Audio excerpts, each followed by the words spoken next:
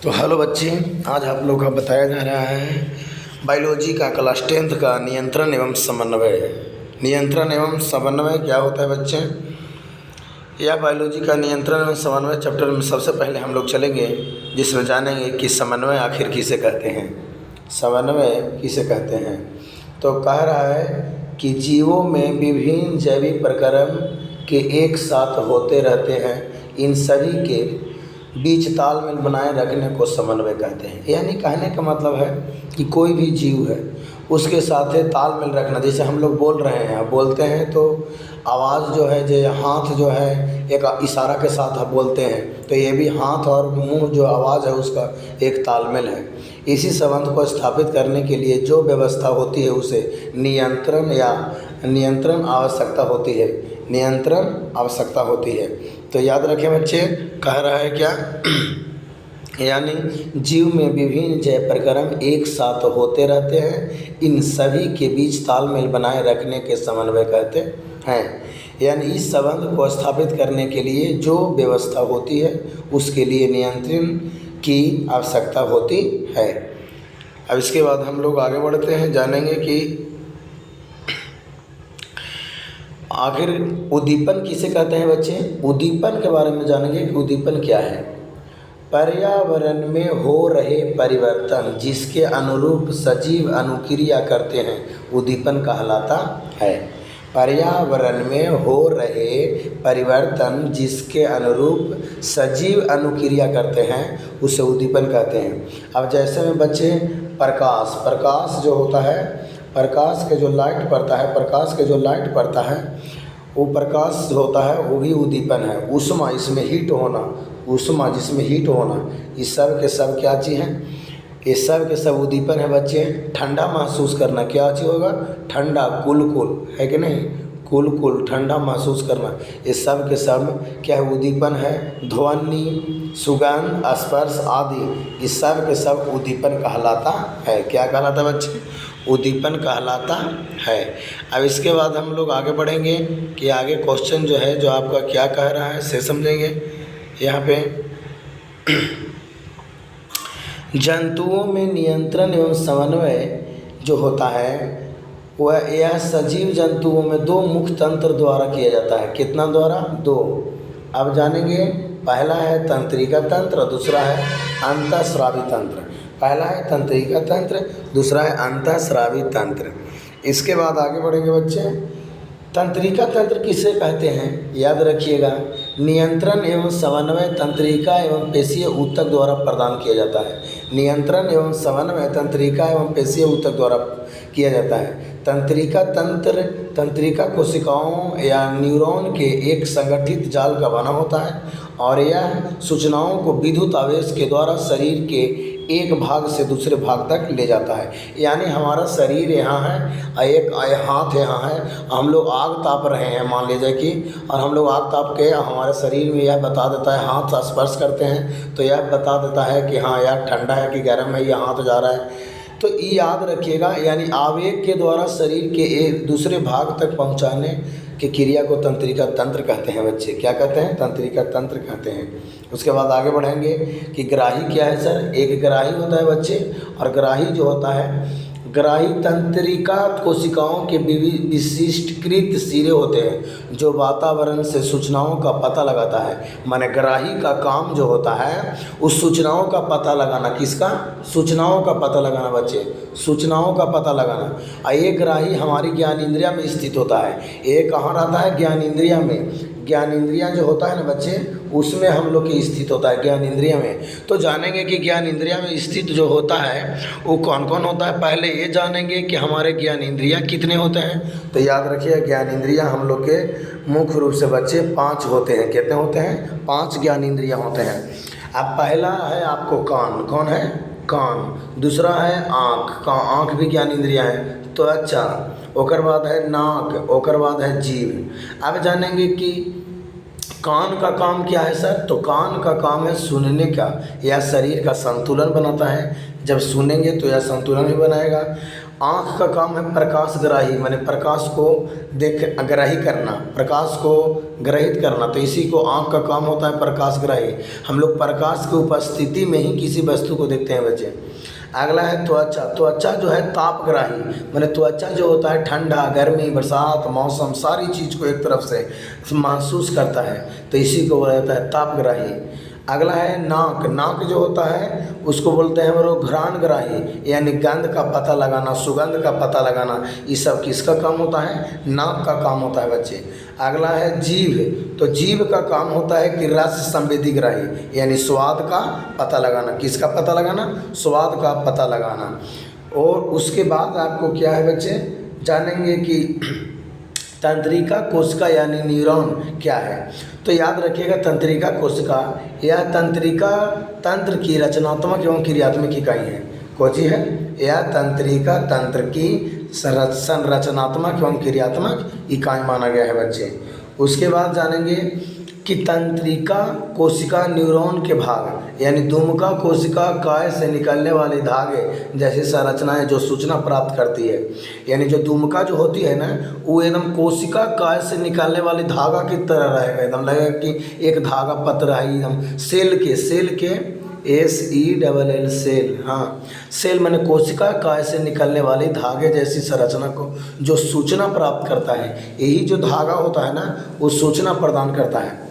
अब उसी में जानेंगे कि कोशिका काय जो होता है प्राप्त की गई सूचना को विद्युत द्वारा आवेग के रूप में चलती है। तंत्रिकाक्ष जो होता है यह सूचना विद्युत आवेग को कोशिका कण से दूसरी न्यूरॉन की दुमका तक पहुंचाने का काम करता है। उसके बाद हम लोग आगे बढ़ेंगे। अंतःग्रंथन यह तंत्रिका के अंतिम, यानी कहने के मतलब है कि सिरे एवं अगली तंत्रिका कोशिकाओं के दुमका के मध्य का रिक्त स्थान है। यहाँ विद्युत आवेग को रासायनिक संवेग में बदला जाता है जिससे यह आगे संरचित हो सके। प्रतिवर्ती क्रिया एकरा में होता है। तो जानेंगे कि प्रतिवर्ती क्रिया किसे कहते हैं सर?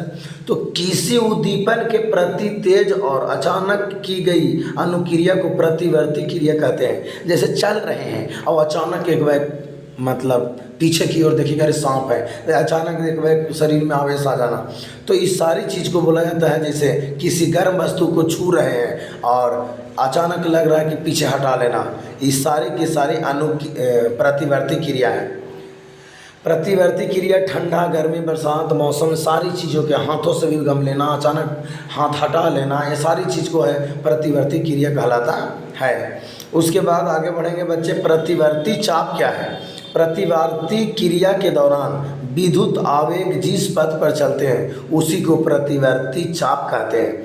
माने जब प्रतिवर्ती क्रिया, जैसे हम आग पर हाथ धर रहे हैं, तो आग पर हाथ धरने के बाद जैसे ही छूते हैं ना, तो हाथ जो होता है जब पीछे की ओर भागता है, जब पीछे की ओर जब भागता है तो ओकरा में जो होता है रक्तचाप होता है। तो प्रति रक्तचाप कह रहा है कि प्रतिवर्ती क्रिया के दौरान विद्युत आवेग जिस पथ पर चलता है उसे हम प्रतिवर्ती चाप कहते हैं।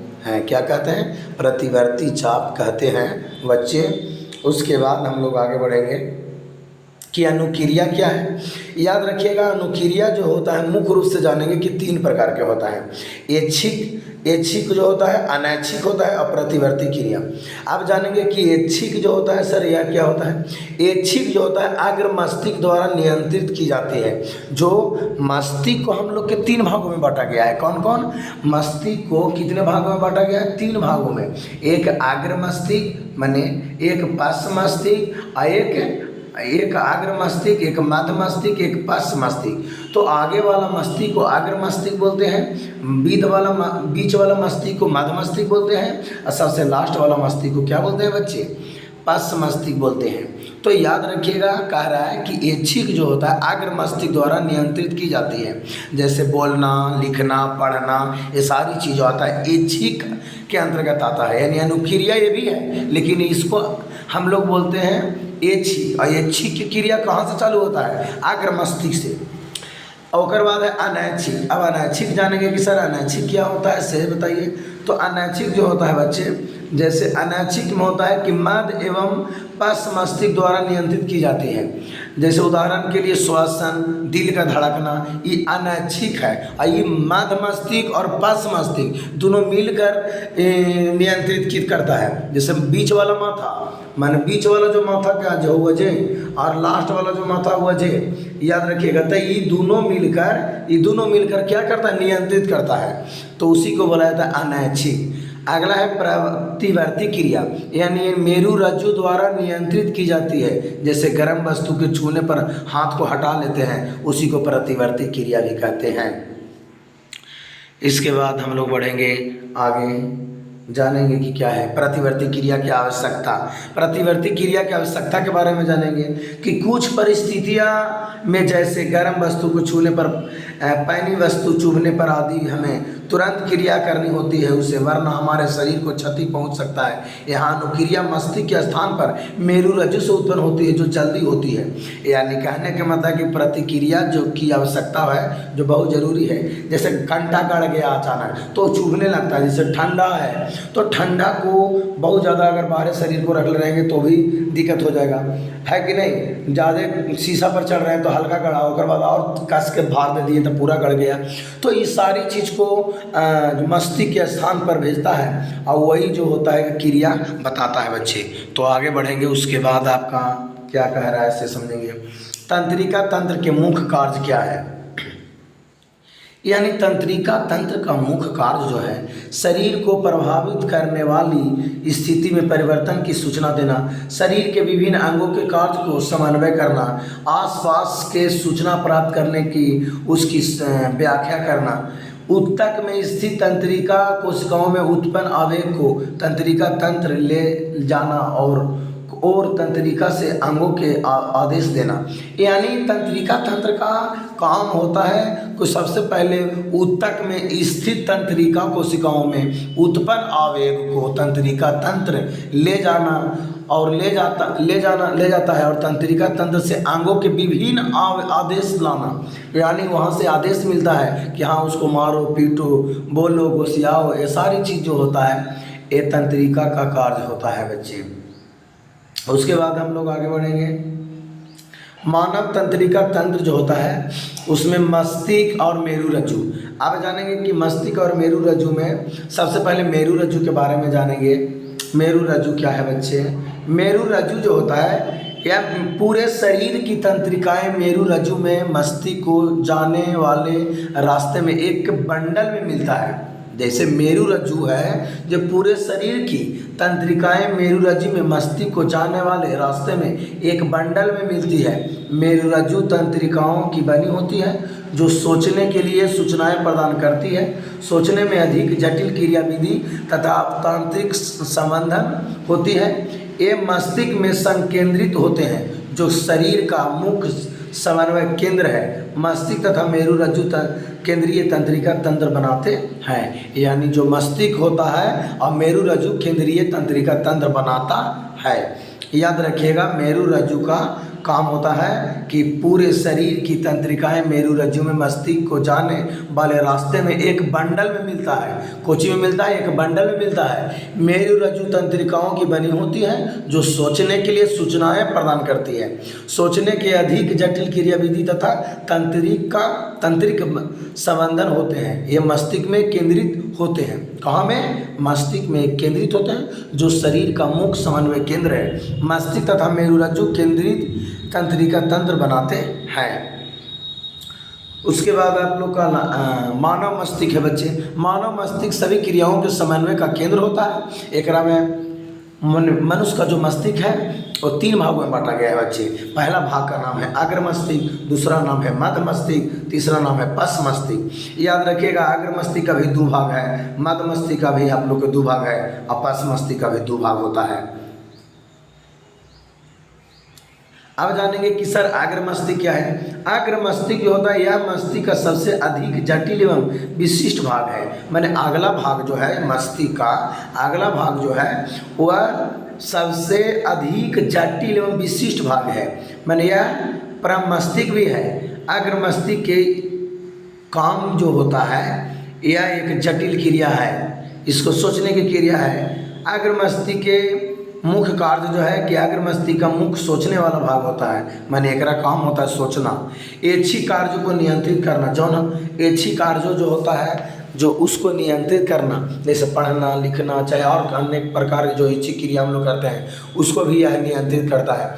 सूचनाओं को याद रखना, माने अगर हम लोग पढ़ लिख लेते हैं और फिर भुला जाते हैं, बहुत सारे ऐसे बच्चे के देखिएगा पढ़ेगा और वो सब के सब फिर भुला जाएगा, बिहार वाला पूछो तो कहेगा कि याद हवा हमरा कुछ नहीं याद हवा। तो उस सारी चीज़ जो होता है बच्चे अग्र मस्तिष्क का काम होता है। शरीर के विभिन्न हिस्सों में से सूचनाओं को एकत्रित करना एवं उनका संयोजन करना, भूख से संबंधित केंद्र यानी भूख भी लगना, ये सारी चीज़ अग्र मस्तिष्क का काम है। तो बच्चे अगर वीडियो अगर आपको अच्छा लगा तो लाइक करें, सब्सक्राइब करें और शेयर करें, और इसके बाद आपका अगली वीडियो में हम मिलेंगे। अगर आप लोग ज़्यादा से ज़्यादा शेयर करेंगे तो आपका फिर हम अगली वीडियो ही बनाएंगे। Thank you. जय हिंद, जय भारत।